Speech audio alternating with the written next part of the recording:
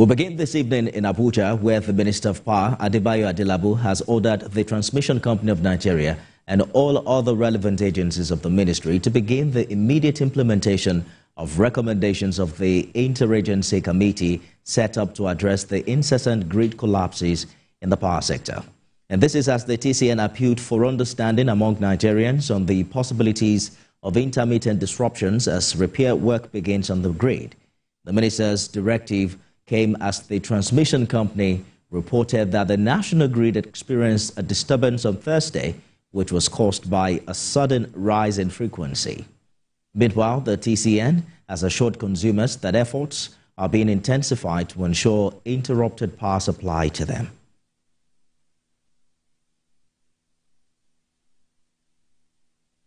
For more updates on this development, I'm joined by President of Nigeria Consumer Protection Network, Kunle Olubiyo.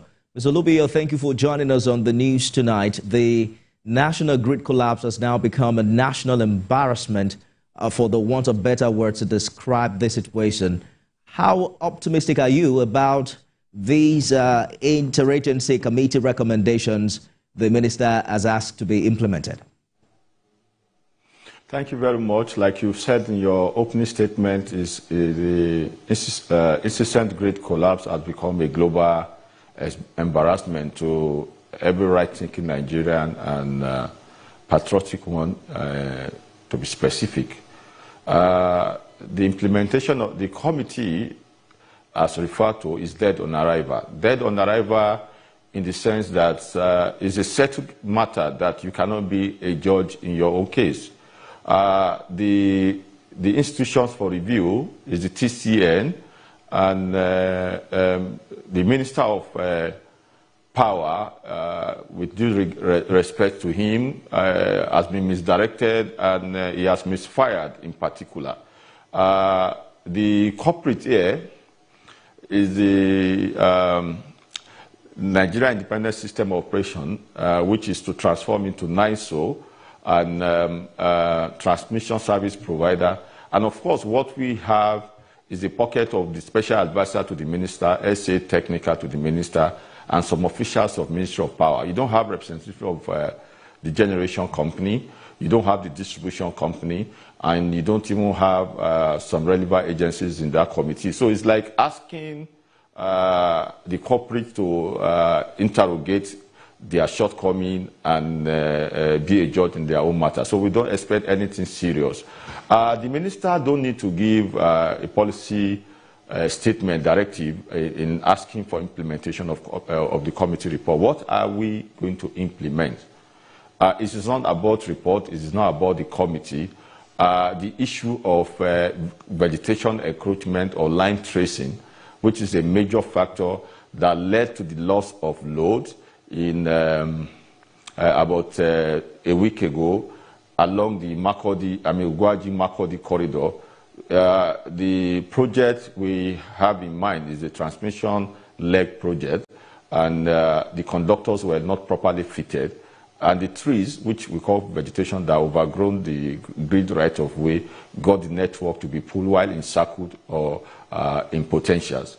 The other one in Jeba, Kanji, Shiroro, R6, which we have had repeated occurrences there, is as a result of vandalization of the grid network.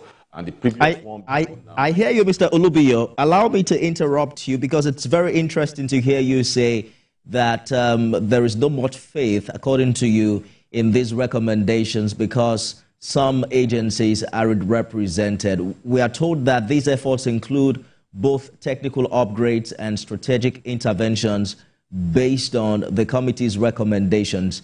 I'm wondering what you consider the input that will make these recommendations genuine, and if you think there are regulatory framework changes that can prevent future grid collapses.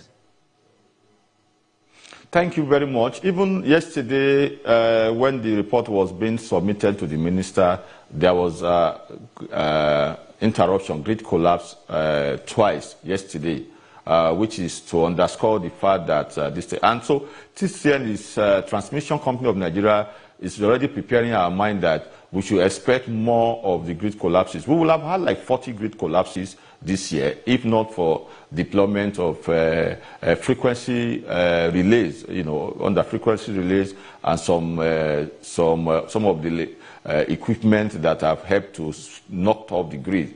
The issues that have led, I was a member of the National Technical Investigative Panel on Power System Collapses, System Stability and Reliability in 2013. And the issues raised in 2013, as we speak now, they've not been addressed. So talk is cheap. And so the minister is not short of the right thing to do. It is not just about the funds.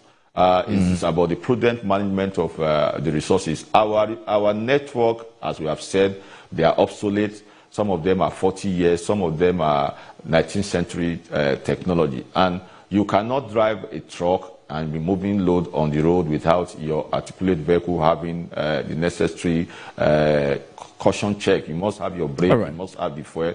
And these are the things that are completely zero on the network. The network does not have a skidder. The minister cannot make pronouncement to provide skidder. Where the protection scheme or system protective devices, where they are non-operative or they are obsolete, they have to be replaced. And it is only when that is done that the minister's good intention can transform into reality. So it's not. I hear you clearly, Mr. Olubiyo. I'm afraid we have completely run out of time, but as President, Nigeria Consumer Protection Network, if you can in a minute, talk to us about measures that can be taken to ensure consumer rights are protected, especially in cases of power outages and disputes over billing and services. Well, the stage at which we are now is supposed to be service reflective tariff, and it goes with guarantee of services.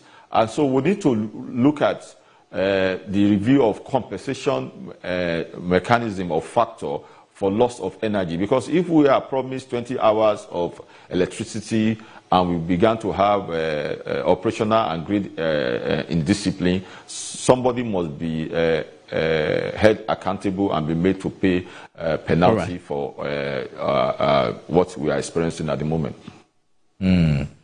President, Nigeria Consumer Protection Network, Kunle Olubiyo, thank you so much for talking to us on the news tonight. It's my pleasure.